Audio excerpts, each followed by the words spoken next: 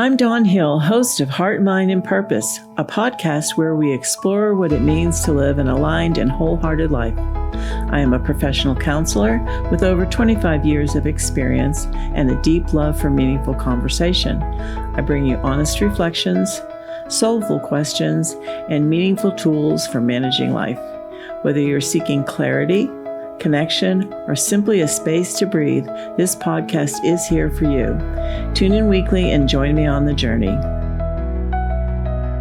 Welcome to Heart, Mind, and Purpose, the podcast where we explore how our inner lives shape the way we love, connect, and grow. Hi, this is Paul Gramercy, producer of today's episode, where Dawn gently explores the amygdala, often called the brain's alarm system, and how it shapes our emotional reactions, stress responses, and sense of safety. Together, we'll look at why we sometimes react before we think, and how understanding the brain can help us respond with more compassion instead of criticism.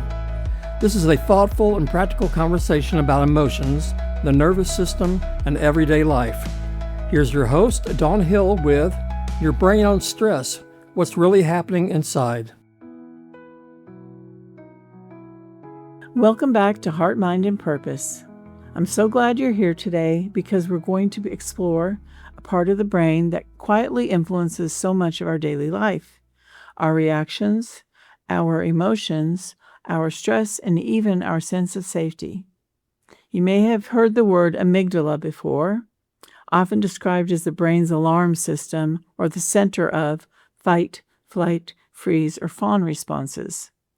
And while that's true, it's also much more personal than that, because the amygdala is not just reacting to danger out in the world, it is also responding to tone, memories, stress, relationships, and the stories we tell ourselves. Have you ever noticed how your heart races before a hard conversation? Or how a tone of a voice can shift your mood instantly? Or how your body reacts before your mind even has time to catch up? That is not you being too sensitive, that is your brain trying to protect you. So today we'll be talking about where the amygdala is located, what it actually does, why emotional reactions can feel so strong, and how we can gently soothe our nervous system instead of fighting against it. And as always, we're not just going to be talking science. We'll be talking about real life, real emotions, and real ways to understand ourselves with more compassion.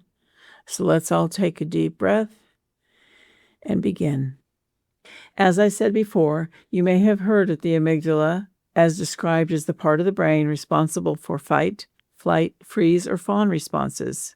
And while that is true, it is actually a bit more complex. It is very important to how we experience our emotions, our stress, and our felt safety. The amygdala is a small, almond-shaped structure located deep within the temporal lobes of your brain, near your temples. You have one on each side of your brain, sitting roughly level with your eyes. It is part of the limbic system, often called the brain's emotional headquarters. You can think of the amygdala as the brain's emotional response system. It constantly is asking, is it safe or is this a threat? Because of where it sits in the brain, next to the hippocampus, which is the memory center, it helps attach emotions to memories. It also sits near the hypothalamus, so it can quickly trigger bodily responses like a racing heartbeat. And it's deep and protected, so it can respond faster than our thinking brain. So you may be wondering, what does the amygdala do?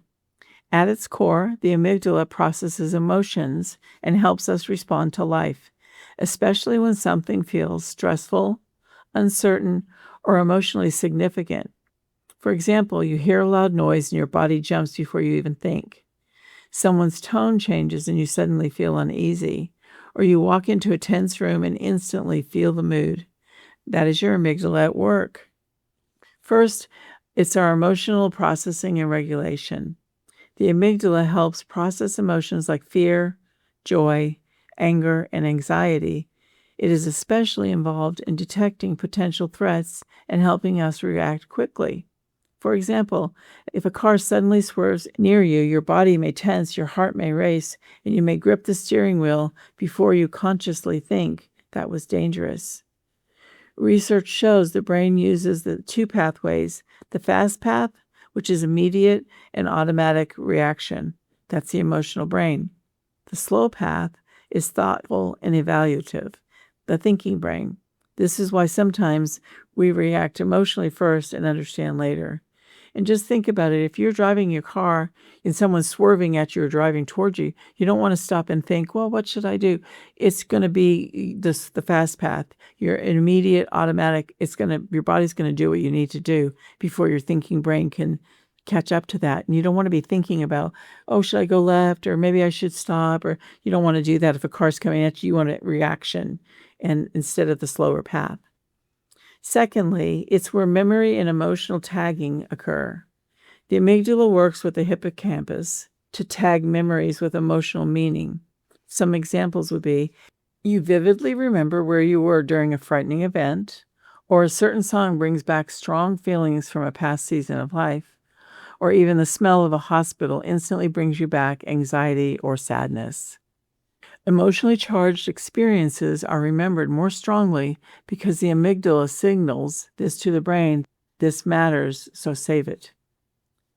Third, it is where we find stress and survival responses. When the amygdala senses danger, real or perceived, it activates the body's stress response, and this can look like a racing heart before a difficult conversation, tight shoulders when reading a stressful email, or feeling on edge in an unfamiliar environment. Even if the threat is emotional rather than physical, like conflict or criticism or uncertainty, the body may still react as if it needs protection. Fourth, it is the seat of social and emotional awareness. The amygdala helps us read facial expressions, tone of voice, and emotional cues in relationships. For example, noticing tension in a loved one's voice, feeling comfort when someone speaks gently, or sensing rejection from a brief exchange in body language. This part is why relationships feel so emotionally impactful. The amygdala is constantly interpreting social safety. There is a phenomenon called amygdala hijack, which is why reactions can feel so strong. An amygdala hijack happens when the emotional brain reacts before the thinking brain has time to evaluate the situation. A few examples could be snapping in frustration and regretting it moments later, or feeling immediate panic when receiving unexpected news, or overreacting to a tone, text, or situation that later seems manageable. This is not weakness. It is biology doing its job quickly. The amygdala hijacks are more likely when we are sleep deprived, chronically stressed, emotionally overwhelmed, triggered by a past experience. And here are a few practical ways for how to soothe the amygdala. Calming the amygdala means helping the nervous system feel safe again. Here are a few concrete ways this can look in everyday life. First, taking slow breaths before responding to a stressful email, or naming the feeling that you're having, like, I am feeling anxious right now, or stepping outside for a short walk when overwhelmed. You could speak kindly to yourself instead of harsh criticism, sitting with a calm, supportive person, or grounding yourself by noticing 5 things you can see or feel. Even something as simple as saying out loud, "This is hard, but I am safe right now," can help shift the brain from alarm towards regulation. In gentle terms, the amygdala is not trying to cause problems, it is trying to protect you.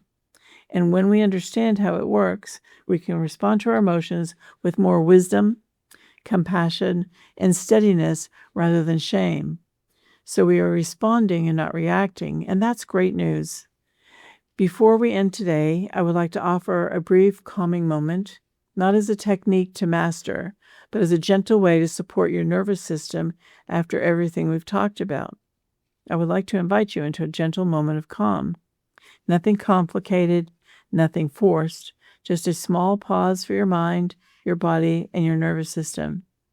Wherever you are right now, sitting, walking, or listening quietly, see if you can allow your shoulders to soften just a little. not perfectly, just gently. Now take a slow breath in through your nose and then let it out a little slower than you took it out through your mouth. Again, slow inhale and a steady, longer exhale. Now, as you breathe, I want you to remember something important. If you have felt reactive, overwhelmed, tense, or emotionally flooded lately, it doesn't mean you're weak. It doesn't mean you're too much. It may simply mean your brain's alarm system has been working very hard to protect you. The amygdala is designed to scan for safety, and sometimes it reacts quickly, especially when life feels uncertain, stressful, or emotionally heavy. Instead of fighting your reactions, we begin with understanding. Gently say to yourself, either silently or out loud, my body is responding, my brain is trying to protect me, and I'm allowed to slow it down. Now bring your awareness to your senses. This is something I use often in my counseling practice. So notice 5 things you can see, maybe light, color, a wall, window, or something else nearby. So that's 5. Then notice 4 things you can physically feel. Perhaps your feet on the floor, your back against the chair, your hands resting on your legs, or the air on your skin. Now 3 things you can hear. Even quiet sounds count. Return now to your breathing. Slowly, deep inhale and a longer exhale. Longer and slower exhales help signal safety to your nervous system. If your mind is busy, that's okay. We're not trying to empty the mind. We're simply trying to help the body feel a little safer in this moment. You might gently place a hand over your heart or your chest if that feels comfortable and say, I am safe enough in this moment. This feeling will pass, and I can respond. I don't have to react. And notice even a small shift in your breathing, your posture, or your tension. Is your nervous system beginning to settle? This is not about shutting down emotions. It's about supporting your brain so it does not have to stay on high alert. Your amygdala is not your enemy. It is your protector, and protectors calm best when they feel understood and not criticized. So let's take one more slow, deep breath in, and then let it out slowly. And as we close this moment, carry this gentle reminder with you. You are not broken. You are responding. And with awareness, compassion, and steady pauses like this, your mind and body can learn that not every moment is an emergency. And that's where calm begins. So as we close today, I want to leave you with one gentle reminder. Your amygdala is not your enemy. It is your brain's protector. It is constantly scanning for safety, trying to help you respond, adapt, and survive, even when its reactions feel big, fast, or overwhelming.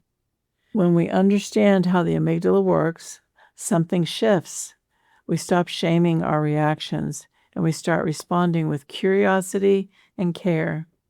So instead of asking, what is wrong with me? We can begin to ask, what is my nervous system responding to right now? And that is a very different question and a very different posture.